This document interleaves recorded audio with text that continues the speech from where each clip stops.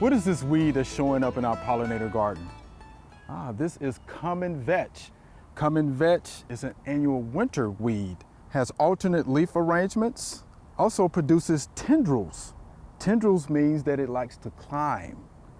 As you can see here, it has a pod.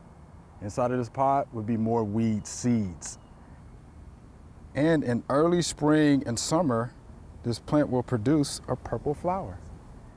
This plant can form a dense mass, so you definitely want to get it out. If you want to control it, a couple of different ways you can do that. Manually, I would just find the root system, and if you can, pull it up by the roots, right? Because you really don't want to be spraying chemicals in your pollinator garden, vegetable garden, or any other garden for that matter. So if you can, pull it up by the roots. Look at that long tap root system there, right? Nice white fibrous root.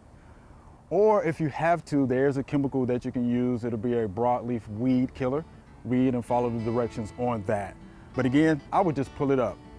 So, common vetch, annual winter weed.